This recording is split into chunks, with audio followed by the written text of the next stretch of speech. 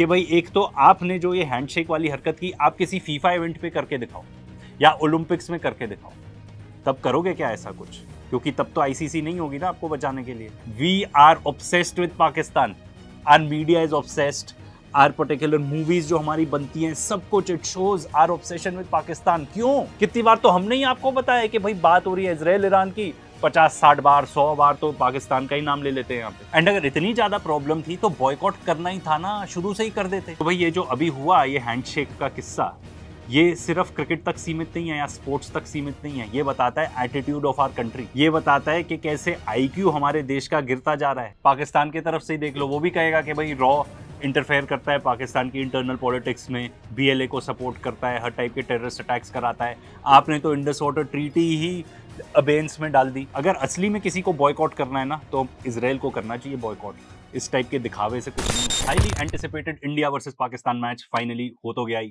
कितने कॉल्स आए कि बॉयकॉट करो मैच को, ये वो, घंटा बॉयकॉट होना था हमारे यहाँ पे।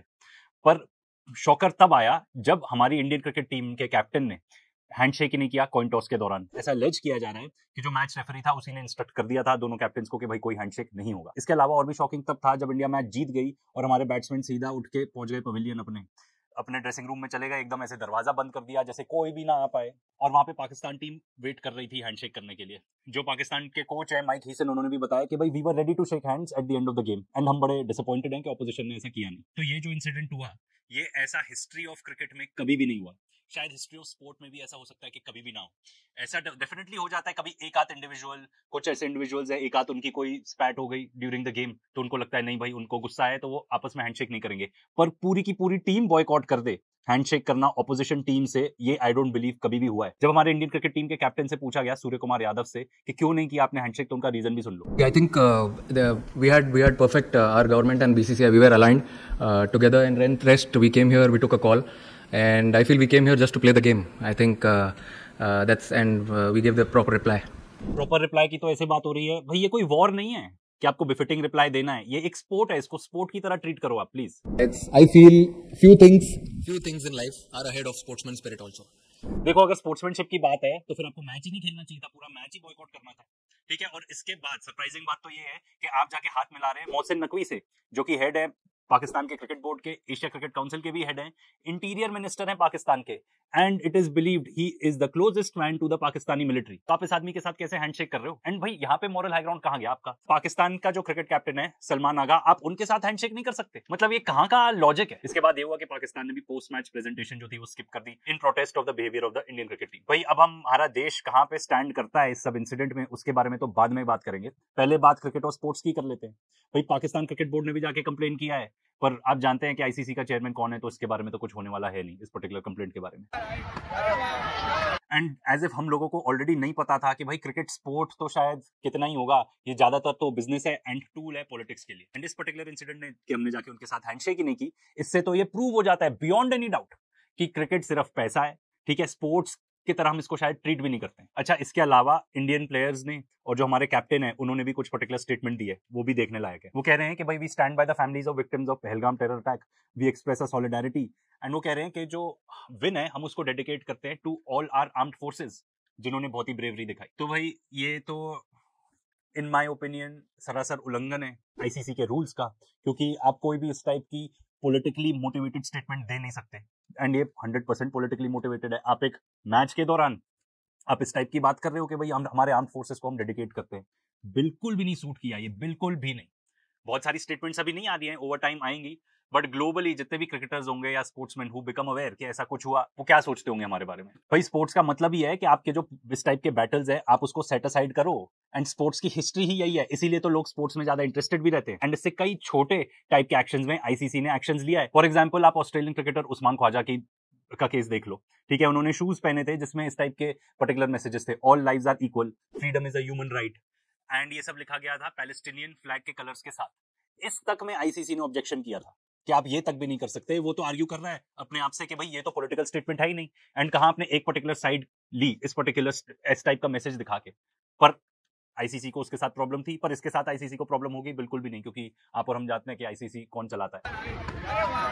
तो भाई स्पोर्ट्स बने ही इस चीज के लिए, एंड इतने सारे एग्जांपल्स मिल जाएंगे आपको हिस्ट्री में कि भाई वॉर वगैरह छोड़ो, अभी तो हम स्पोर्ट्स फील्ड में हैं, तो यहाँ का जो पर्टिकुलर एटिकेट है उसको फॉलो करना है। फॉर एग्जांपल 1914 में जब वर्ल्ड वॉर 1 जस्ट खत्म ही हुआ था, तब क्रिसमस ईव फुटबॉल मैच हुआ था, bloody war, one of the bloodiest in the history. उसके बाद सोल्जर्स जाके आपस में फुटबॉल मैच खेलते। कोल्ड वॉर के दौरान जब यूएस और सोवियत यूनियन का कोल्ड वॉर चलता था, तब चेस का मैच भी किया गया था Bobby Fischer and Boris Spassky के बीच में। क्रिकेट की बात कर लो, इंडिया की बात कर लो, कारगिल वॉर के बाद उस टाइम पर पाकिस्तानी टीम आई थी इंडिया में क्रिकेट मैच, पूरी सीरीज खेलने, पूरी टेस्ट सीरीज खेली गई थी। एंड उस टाइम पे एक पर्टिकुलर इंसिडेंट भी था, जब तेंदुलकर आउट हो गए थे, तब पाकिस्तानी प्लेयर्स ने जाके बोला था कि नहीं, एज नहीं लगी, बॉल बैट को हिट ही नहीं करी। इसके अलावा 2018 में विंटर ओलंपिक्स के दौरान नॉर्थ एंड साउथ कोरिया ने मार्च की थी एक ही फ्लैग के अंदर, unified Korean flag. 1936 Berlin Olympics का टाइम ले लो, जब ग्लोबली इतनी ज्यादा टेंशन थी, एकदम वर्ल्ड वॉर 2 चालू होने से पहले की बात है, उस टाइम पे ओलंपिक्स हुआ था, सब गए भी थे ना वहां पे अटेंड करने, सबने ओलंपिक्स में पार्टिसिपेट किया था, सारी कंट्रीज ने। तो भाई आपके पास जब इतने सारे एग्जांपल्स हैं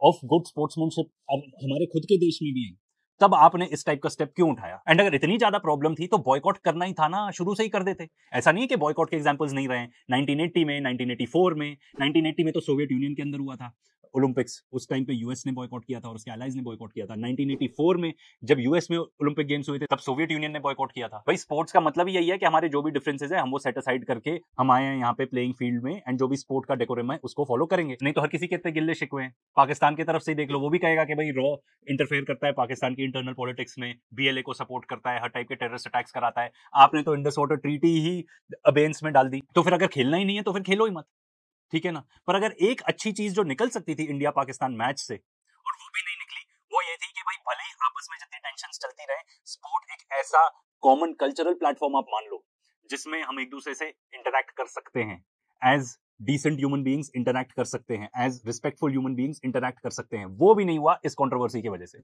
तो जो एक अच्छी चीज हो सकती थी वो भी नहीं हुई। अब मेरा तो एक और सवाल है भाई, अगर मान लो इंडिया पाकिस्तान का फाइनल हो जाता है, जो कि लॉजिस्टिकली पॉसिबल है, एंड अगर मान लीजिए फिर से मैच होता है इंडिया पाकिस्तान का, जिसके फुल चांसेस हैं, तो क्या फिर से इसी टाइप का बिहेवियर रखेगी हमारी पर्टिकुलर क्रिकेट टीम? एंड जहां तक स्पोर्ट्स की बात करो इंडिया में, तो भाई ये क्रिकेट ही रह गया है, और वैसे भी क्रिकेट वर्ल्ड वाइड तो इतना पॉपुलर है भी नहीं। हम स्पोर्ट्स में वैसे भी डेड हैं। हमारी फीफा रैंकिंग्स देख लो फुटबॉल में। अगर बात करो स्पोर्ट्समैन की जो क्रिकेटर्स नहीं है, तो नीरज चोपड़ा एक नाम आता है, जाके उन्होंने जैवलिन में, कभी भी नहीं हुआ था हमारे देश की हिस्ट्री में, गोल्ड लिया था। एंड अगर कोई इस टाइप का इंसान कोशिश करता है कि आपस में अच्छी स्पोर्ट्समैनशिप रहे, जो एक्चुअली स्पोर्ट्स का पर्पस है, तो भाई उनकी भी इंटेग्रिटी क्वेश्चन हो जाती है। उनकी मदर तक को टारगेट किया जाता है ट्रोल्स के द्वारा। जिंगोइज्म इस लेवल तक पहुंच गया हमारे देश में। एंड हमारी पॉपुलेशन को देख लो, कोई अलग टाइप के एरोगेंस में है, जैसे हमारी क्रिकेट टीम परहैप्स थी, जाके उन्होंने हैंडशेक वगैरह नहीं किया, उससे एरोगेंसी दिखती है कि हम जाके बाहर देशों में अपना जिस तरीके से अपने त्योहार मना रहे हैं, कुछ भी कर रहे हैं, कहीं पागलपन कर रहे हैं, कुछ भी कर रहे हैं, मतलब इधर उधर नाचने लग गए, ये वो लग गए, इसीलिए इंडियंस के अगेंस्ट कितनी ज्यादा हेट टाइप का कंटेंट बन रहा है ऑनलाइन, एंड उसको इंडियन लोग जाके देख के कमेंट भी करते हैं, लोगों से और लड़ाई करते हैं, उन लोग को और व्यूज मिलते हैं, तो और ज्यादा प्रोपोगेट होता है इस टाइप का कंटेंट। भाई दो सवाल है कि भाई एक तो आपने जो ये हैंडशेक वाली हरकत की, आप किसी फीफा इवेंट पे करके दिखाओ या ओलंपिक्स में करके दिखाओ, तब करोगे क्या ऐसा कुछ? क्योंकि तब तो आईसीसी नहीं होगी ना आपको बचाने के लिए। एंड इस टाइप की एरोगेंस क्यों है हम में, मुझे तो ये भी नहीं समझ में आता। हमारी इकोनॉमी की वजह से है क्या? भाई पहले भी बताते थे, अब भी बता रहे हैं कि हमारी इकोनॉमी की अगर बात करें तो 80 करोड़ लोग ऐसे हैं, यानी कि more than half of the population, जिनको फूड ग्रेन देती है सरकार, अनाज देती है ताकि वो सर्वाइव कर पाए। एंड जिस तरीके से हमारे मीडिया का बिहेवियर था, ठीक है, उनके लिए तो एक सोर्स ऑफ इनकम ही है पाकिस्तान, जाके उनको गालियां देनी है, उनके बारे में कुछ भी बोलना है, वहां के गेस्ट को इन्वाइट करना है। इसके अलावा हमारी पर्टिकुलर मूवीज भी देख लो ऑफ लेट जो आ रही हैं, मतलब एकदम हेट्रेड स्प्रेड करने का काम करती हैं ये। We are obsessed with Pakistan, our media is obsessed, our particular movies जो हमारी बनती हैं, सब कुछ it shows our obsession with Pakistan. क्यों? कितनी बार तो हमने ही आपको बताया कि भाई बात हो रही है इजराइल ईरान की, 50-60 बार 100 बार तो पाकिस्तान का ही नाम ले लेते हैं यहाँ पे। एंड जहां तक मैच की बात है, तो भाई वो मैच है, वो स्पोर्ट है, उसको वॉर के तरीके से मत देखो, उसको वॉर में ही कन्वर्ट कर दिया है। एंड कौन जीता ये वॉर? मुझे तो लगता है हमारी गोदी मीडिया जीती, क्योंकि उन्होंने इस टाइप की डिबेट करा करा के लोगों का दिमाग ही खराब कर दिया और अपनी टीआरपी बटोर ली, व्यूज बटोर लिए। अर्नब और ये सब टाइप के लोग जो हैं ऐसे ही थोड़ी इतना शोर मचाते हैं। इनकी एक पर्टिकुलर लीक्ड व्हाट्सएप आई थी जब बालाकोट में अटैक हुए थे, उस टाइम पे क्या कह रहे थे ये कि भाई we won this war like crazy. And और क्या क्या बोला जा रहा है मीडिया में। जीडी बख्शी जी ने तो ये तक बोल दिया था कि अपार्टाइड साउथ अफ्रीका के साथ हमने बॉयकॉट किया था। तो भाई वो अपार्टाइड साउथ अफ्रीका थी, यहाँ पे कोई अपार्टाइड और ऐसे टाइप की स्थिति तो है नहीं। एंड साउथ अफ्रीका को सबने बॉयकॉट किया था। एंड जहां तक अपार्टाइड की बात है, तो इजराइल का जो फॉरेन मिनिस्टर है स्मोट्रिच, जो दुनिया का सबसे बड़ा टेररिस्ट है, उसको हमारे कंट्री में इन्विटेशन मिलता है स्पेशल, आके हमसे स्पेशल टाइप की डील साइन हो रही है। तो भाई कहाँ गया मॉरल हाई ग्राउंड? इजराइल एक जेनोसाइडल स्टेट को हम ऐसे वेलकम करते हैं। एक ऐसे मंत्री को हमने इन्वाइट किया उनके, स्मोट्रिच को, जो बैंड है कितनी जगह जगह पे बाकी दुनिया के पॉलिटिशियंस उसकी शक्ल तक नहीं देखना चाहते, हमारे यहाँ वेलकम है। तो भाई ये जो अभी हुआ ये हैंडशेक का किस्सा, ये सिर्फ क्रिकेट तक सीमित नहीं है या स्पोर्ट्स तक सीमित नहीं है, ये बताता है एटीट्यूड ऑफ आवर कंट्री, ये बताता है कि कैसे आईक्यू हमारे देश का गिरता जा रहा है। एंड अगर इंटेलेक्ट की बात करें तो कितना घट गया है हमारे देश में, जिंगोइज्म हर तरफ स्प्रेड होते जा रहा है, स्पोर्ट्स में भी। देखो स्पोर्ट्स और पॉलिटिक्स सेपरेट होनी चाहिए, पर खास तौर पर जिंगोइज्म स्पोर्ट्स के अंदर तो बिल्कुल नहीं इन्वॉल्व होनी चाहिए, नहीं तो पता भी नहीं चलेगा कैसे बाकी चीजों की तरह यहाँ पे भी ना डिमाइज होने लगेगा इस पर्टिकुलर स्पोर्ट का। एंड हमारे देश में वैसे भी इतने ज्यादा लोग डिsillusioned है। एंड जहां तक बॉयकॉट की बात है तो देखो बॉयकॉट एक सुपरफिशियल चीज है हमारे देश में वैसे भी, क्योंकि हमने कितना ज्यादा फेक पेट्रियोटिज्म करके बॉयकॉट किया, टर्की को बॉयकॉट करो, चाइना को बॉयकॉट करो। आज के डेट में आपको पता है ना स्थिति क्या है, पहले तो बोल दिया बॉयकॉट, अब टर्की की भी जो पर्टिकुलर कंपनीज थी जो यहाँ पे ऑपरेट कर रही थी एविएशन में, जिनको बोल दिया था कि नहीं अब आप नहीं काम कर सकते, बैक टू नॉर्मल है, सब कुछ back to normal. And I am guessing China के साथ भी हो ही जाएगा। एंड अगर बॉयकॉट की बात है तो सिर्फ मैच को क्यों बॉयकॉट कर रहे हो, एडवर्टाइजर्स को बॉयकॉट करो, ब्रॉडकास्टर्स को बॉयकॉट करो, क्योंकि ये सारी चीजें ना around money and politics he revolve होती है। भाई इस तरीके की ऑप्टिक्स से कोई फायदा नहीं होगा कि हैंडशेक नहीं किया, ये नहीं किया, ये तो रिडिकुलस बातें हैं। इफ एनीथिंग हमारे देश को बुरे लाइट में ही दिखाती है। अगर असली में किसी को बॉयकॉट करना है ना तो इसराइल को करना चाहिए बॉयकॉट, इस टाइप के दिखावे से कुछ नहीं होगा।